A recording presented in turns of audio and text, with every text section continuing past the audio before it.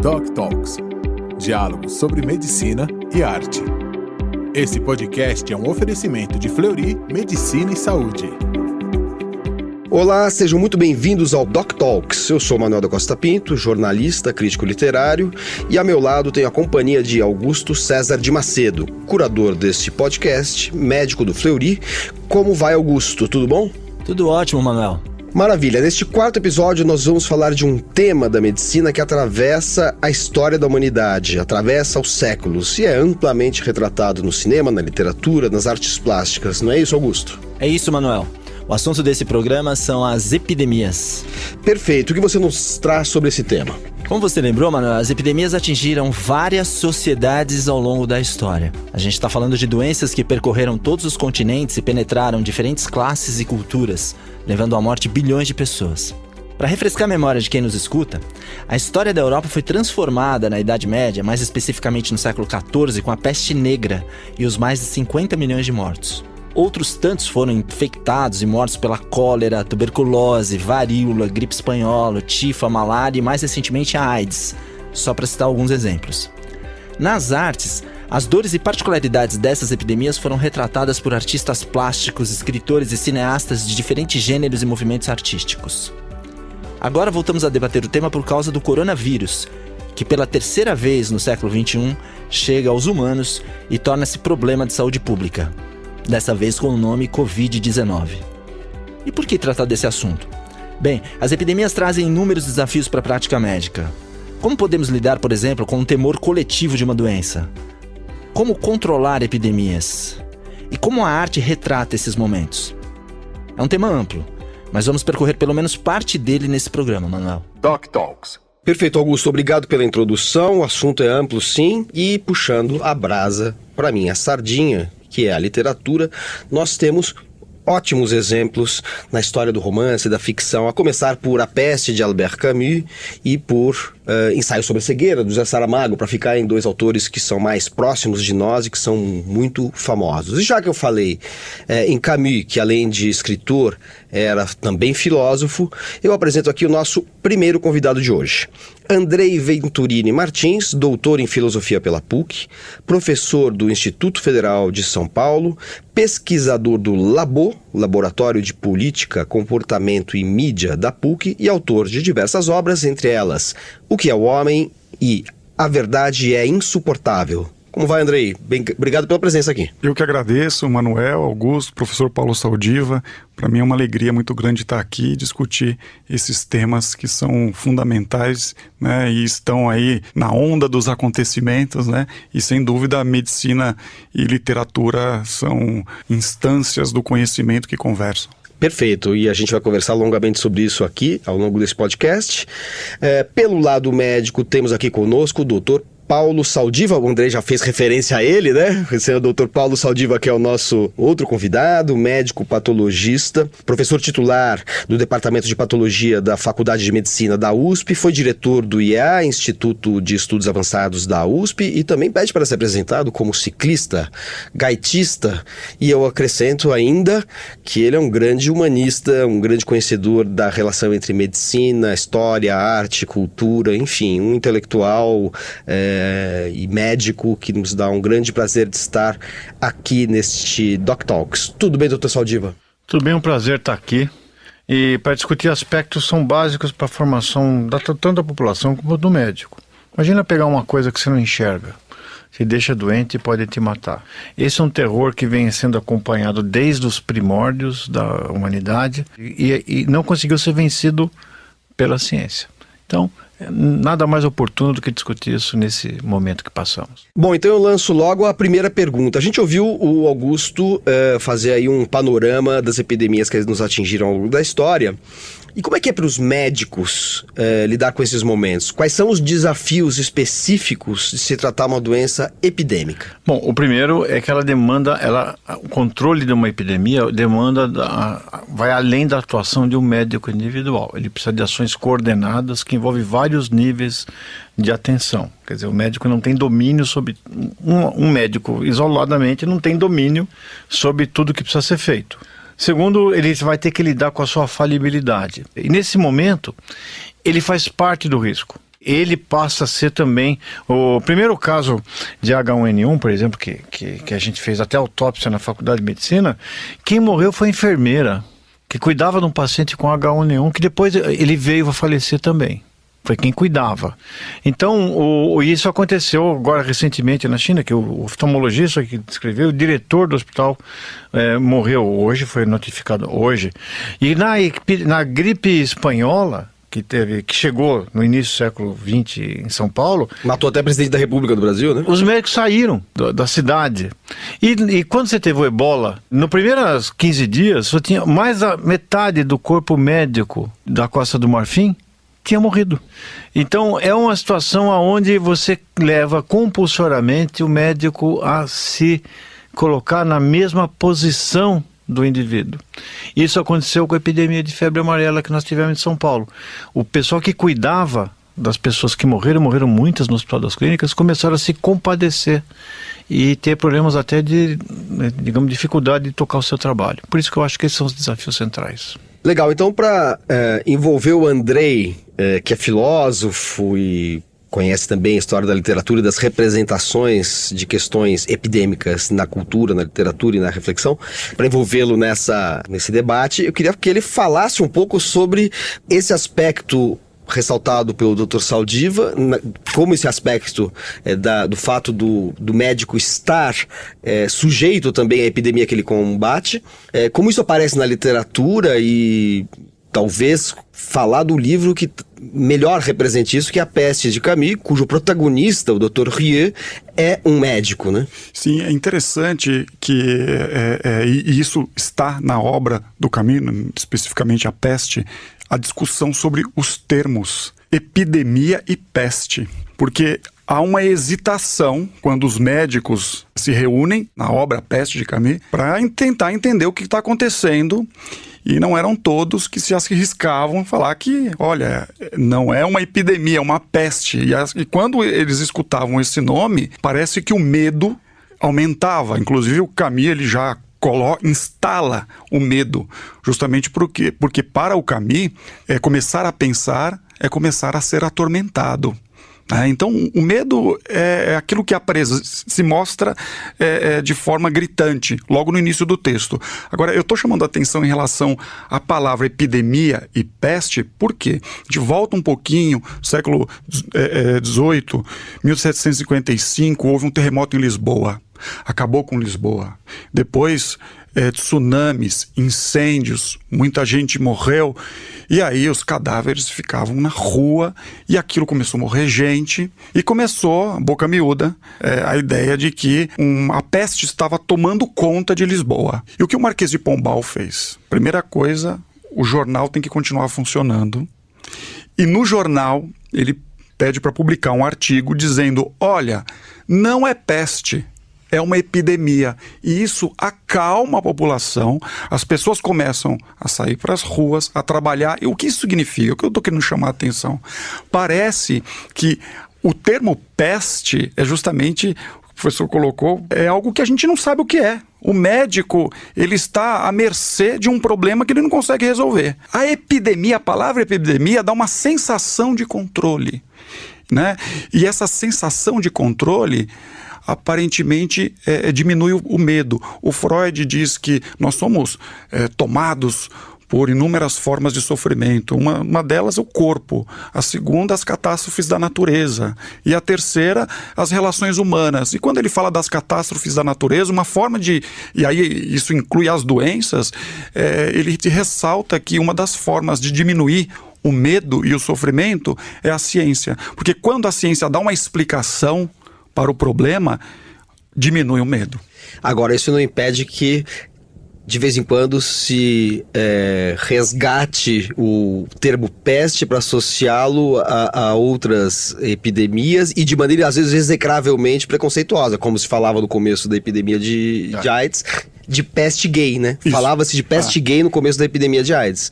Sim. Doutor Saldiva, Como que vai se formando este fantasma cultural das epidemias, já que as epidemias como as contemporâneas acabam reacendendo aí um rastro, né, iluminando um rastro de fantasmas que as rondam, vamos dizer, as artes, a cultura, a história, os registros documentais? Bom, primeiro porque eu acho que a mente humana, ela vai querer uma explicação das coisas para fazer uma relação com o que aflige os seus temores. Então, se você vai ver no Gênesis é o primeiro livro que a doença é vista como punição.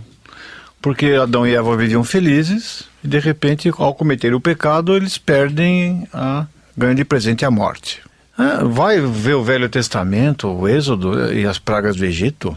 Nossa, é um capítulo de moléstias infecciosas. Se você for para o Salmo 21, que a oração, você tem a oração, Deus vai te proteger de todos os teus problemas e da peste. Ele menciona a peste. E essa ideia mística, portanto que a medicina era praticada em templos, porque era uma coisa invisível que punha para morrer pessoas.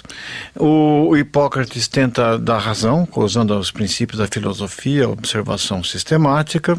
Tem uma fase dogmática com o Galeno, tem uma fase misericordiosa, onde você pega aquelas pessoas doentes das ruas e põe no hospital, e os leprosos e as coisas desse tipo.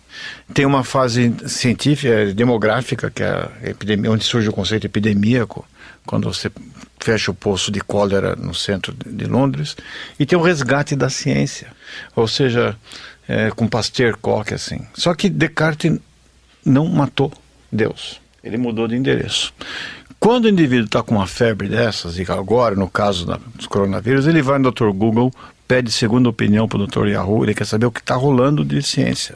Ele vai entender, querer explicar por que aquilo está acontecendo no mundo, quais são as razões. Ele vira, digamos, sociólogo ou humanista. E na hora do aperto, ele vai na igreja. Então essas três camadas entre o homem espiritual, o homem racional, lógico e o crente, e mesmo assim, se eu for explicar que esse coronavírus, por ter uma molécula instável que é o RNA, tem uma alteração do capsídeo que muda tal molécula, que faz com que ele grude mais no epitélio respiratório, o que eu estou falando é parecido com o Apocalipse de São João. É incompreensível. Então quando aparece um querubim propondo uma cura na TV de domingo, ele tem um quê de divino. E se ele tiver um logo da Harvard, ele é um querubim de altíssima estirpe. Então nós somos os mesmos desde a antiguidade. E a peste foi responsável para tirar o conceito da morte boa, morte gloriosa, né, para a morte que não tem glória nenhuma. Você juntar os calvinistas dizendo que mesmo que você morrendo uma morte iníqua, você ainda podia ir para o inferno, porque você podia pecar por pensamentos, você transforma uma coisa que redime o encontro com Deus numa punição, num destino incerto, e a morte deixa de ser um evento natural e passa a ser a rainha dos terrores. O que eu quero lembrar é o símbolo. O professor já tocou um pouco no símbolo, o que significam, né, do ponto de vista simbólico e do ponto de vista histórico, as epidemias, a relação do homem com a peste, a relação do homem com as epidemias em si, como eu já falei, e o significado dessas coisas ao longo do tempo. Porque o que me parece aparecer na entrelinha é que o médico, como o professor falou no começo da entrevista, o médico passa a fazer parte daquelas pessoas que claramente estão se opondo à morte, negando a morte. A epidemia parece ser um momento em que se constrói uma situação limite, em que a morte está face a face com você. Eu queria, do ponto de vista médico, ligado à arte, como é que o professor Saldiva vê isso, e queria que o professor Andrei também dissesse, do ponto de vista filosófico, literário, como é que isso conversa com todas essas coisas, e como é que a arte entra nisso tudo, né? Eu sei que é meio confuso, né, o que eu tô colocando, mas assim, ao mesmo tempo não é. É um símbolo que eu gostaria de destrinçar aqui com vocês. No primeiro momento eu queria falar um pouco desse tema da religião, porque para mim é um tema muito caro. Eu costumo dizer que a política pode desaparecer, a ciência pode desaparecer, mas a religião não, porque o ser humano é um animal do sentido, e a religião é um sistema de sentido altamente poderoso. Não é à toa que o professor Saldiva destaca, olha, no momento de peste, a religião ela vem com um sistema de de sentido, tentando organizar esse espaço caótico forjado pela peste, né? Interessante que eu falava do terremoto de Lisboa. Quando aconteceu o terremoto e depois, né, a boca miúda falando, olha, tem uma peste por aí, apareceram inúmeros textos dizendo que Deus estava incomodado com a libertinagem de Lisboa e por isso Deus tinha enviado o terremoto e Deus tinha enviado a peste, né? Então, alguns condenavam o arquiteto, entre os quais Marquês de Sade. Outros diziam não. Na verdade, Deus está enviando esse tipo de evento para punir uma cidade libertina. Então, olha só como a religião é um sistema de sentido poderoso e como as pessoas, de alguma forma, elas se aproximam dela para tentar explicar um pouco o que acontece. E no texto, a peste, acontece a mesma coisa, né? Um padre, Panelot, ele faz um discurso, né, exortando lá as pessoas da cidade e dizendo, olha, chegou o momento da conversão. Por quê? Porque diante da imoralidade da cidade, Deus enviou uma peste. Mas lá na frente ele muda o discurso. E por que ele muda o discurso? Olha só. Porque para o Camus, esse primeiro discurso do padre é um discurso em abstrato. Ele não tinha se deparado com a peste tal qual ela se manifesta. E quando o padre ele vê o filho do juiz morrendo, então ele deixa de ter uma concepção abstrata da peste, coisa que o médico não tinha, porque o médico ele estava no fronte, né? Ele via as pessoas morrendo todos os dias, então ele não tinha uma visão abstrata, apesar de ter sido acusado lá pelas tantas, né, de ter uma visão abstrata, etc. Mas o que eu acho interessante é que ele muda o discurso e ele faz uma pergunta, e a pergunta é: como suportar o silêncio de Deus diante do sofrimento de uma criança? Essa é uma pergunta muito interessante e ela aparece inúmeras vezes na literatura, por exemplo, Dostoiévski, os irmãos Karamazov. Essa pergunta ela aparece. Então, de fato, como dar sentido, né? Porque se uma criança inocente está sofrendo, qual é o mal que ela fez? Então, por que Deus envia isso? Por que Deus se cala? Por que Deus não fala? E aí vem a questão da morte para completar. O que o Camus faz quando ele sitia uma cidade, quando ele fecha uma cidade e diz que a peste está lá, ele está dizendo, a morte está aqui. A morte está muito próxima. Então, a vida, ela tem uma certa monotonia, e essa monotonia, ela se manifesta na morte contínua de pessoas. Então morre gente como morrem as moscas. Então o leitor se depara com o absurdo, e esse é um dos grandes temas do Camus, porque para o Camus, o indivíduo ele só se reconhece como vivo a partir do momento que ele se depara com um absurdo, ou seja, sim, a partir do momento que ele se depara com a vida tal qual ela é. As epidemias serviram muitas vezes como metáforas para determinadas situações específicas e históricas que não eram necessariamente situações médicas. E uma das fontes do Camus foi o Diário do Ano da Peste, do Daniel Defoe, que é um romance documental que é muito interessante, porque não é um romance alegórico, é um romance quase jornalístico, mas que marcou o imaginário sobre a peste. E aí eu pergunto para o Dr. Saldiva sobre exatamente esta época em que, logo no início do Diário do Ano da Peste, o narrador desse pseudo-romance, o romance documental, fala que já se sabia que a peste tinha entrado em Londres através dos ratos que chegavam da Holanda, dos navios da Holanda, e esses, por sua vez, tinham vindo de Bizâncio, Istambul nessa época, né?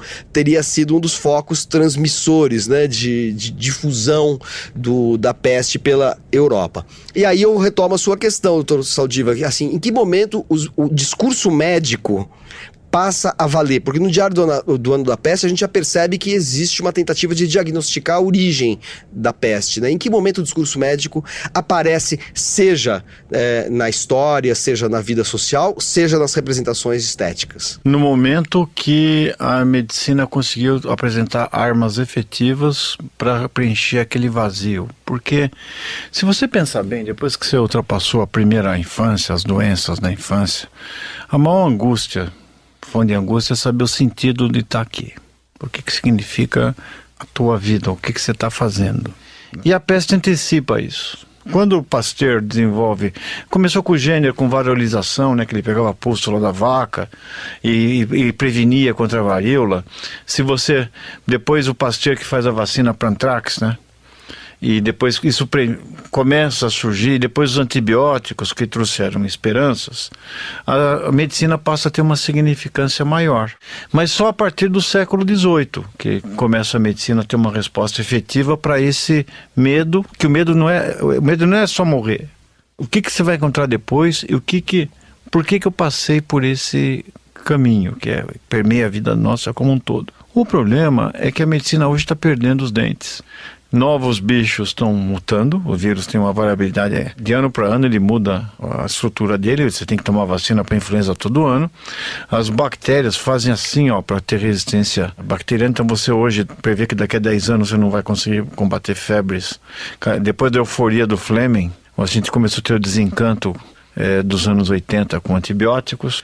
Então eu acho que eu não sei para onde que a medicina, como é que vai ser o discurso da medicina. Daí que eu entendo que como a medicina e a ciência da saúde não conseguiram preencher esse vazio e dar o conforto, ou uma explicação, e inclusive as febres são muito mais importantes que a medicina, elas não cabem na medicina. Elas mudaram a história, mudaram a sociedade, mudaram a forma como a gente enxerga, justificaram cruzadas, motivaram preconceitos, né? As pestes fizeram tanto mal pelas mortes quanto pela forma como elas foram usadas para modificar o nosso caráter. E morrer... E disso eu entendo, porque eu sou patologista. Se tem uma coisa que eu entendo é de morto. Eu estou convencido que você morre muito antes de parar o coração. A gente está morrendo de uma outra epidemia que é não ter sentido no que está fazendo. A gente está perdendo...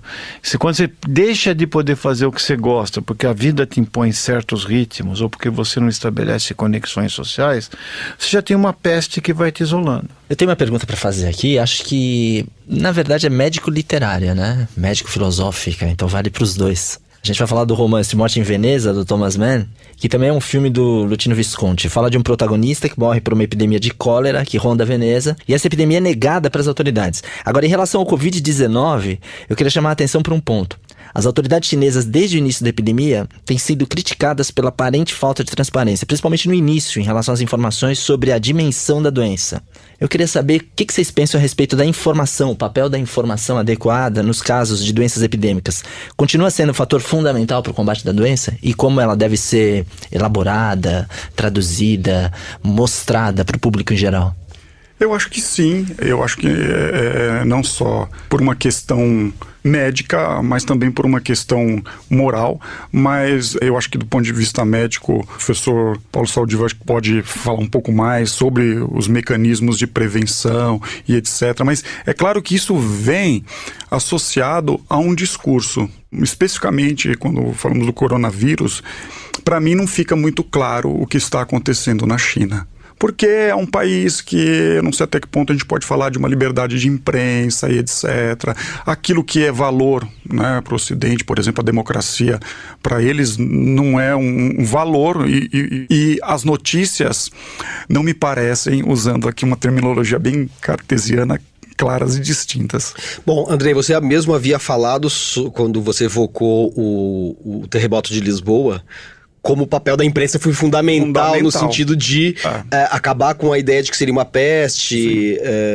O Marquês de Pombal fez questão de difundir a notícia de que que era uma epidemia mais convencional ou menos letal do que uma peste que tinha todo esse fantasma histórico. Agora, o Dr. Saldiva, como também um médico intelectual que está sempre presente na mídia, participa de programas de televisão, foi apresentador de um programa na TV Cultura, né? Sua experiência com mídia lhe dá uma autoridade também para analisar a maneira como tem sido tratado pela mídia e pelas autoridades que controlam a informação num país que está na origem do coronavírus, da epidemia de Covid-19, como ninguém mais, né? Assim, acho que você tem uma capacidade de ver em conjunto o impacto do controle da informação sobre a difusão da própria doença.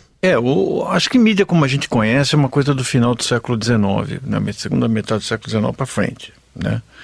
E o grande problema global que a mídia lidou primeiro foi a gripe espanhola.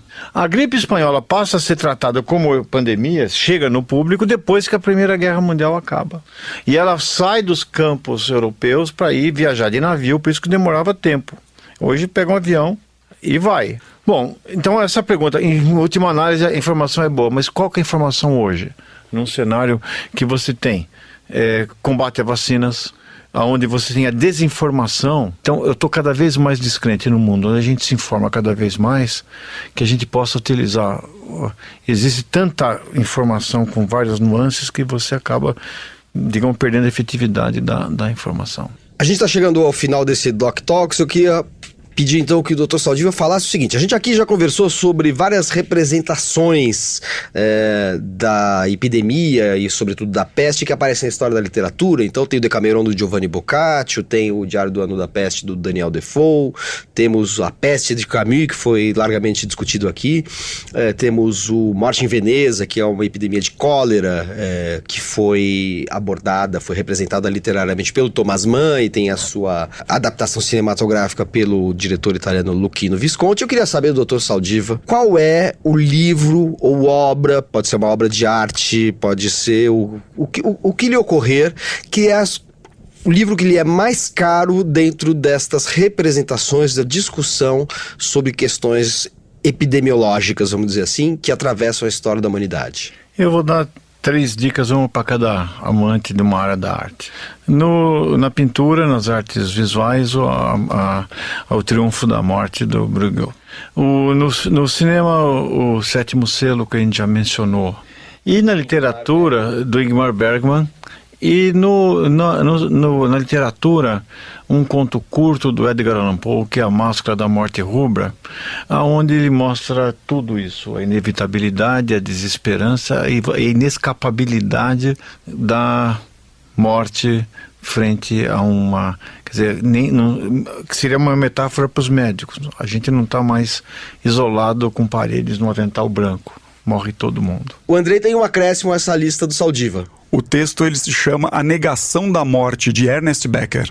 Quem é Ernest Becker? O Ernest Becker era um antropólogo e a principal ideia do texto é que ele dizia o seguinte, que existe um cérebro que é capaz de pensar a possibilidade de viver infinitamente. No entanto, nós estamos alocados a um corpo que se dissolve. Esse é o grande paradoxo da vida humana. Perfeito, e com esse paradoxo eu agradeço ao Andrei Venturini Martins, ao Dr. Paulo Saldiva e ao Augusto, meu colega aqui do Doc Talks, e convido vocês para o próximo encontro, o próximo podcast que a gente vai apresentar, explorando sempre as relações entre medicina e arte. Até lá. Esse podcast é um oferecimento de Fleury Medicina e Saúde. Fleury, a gente cuida, você confia.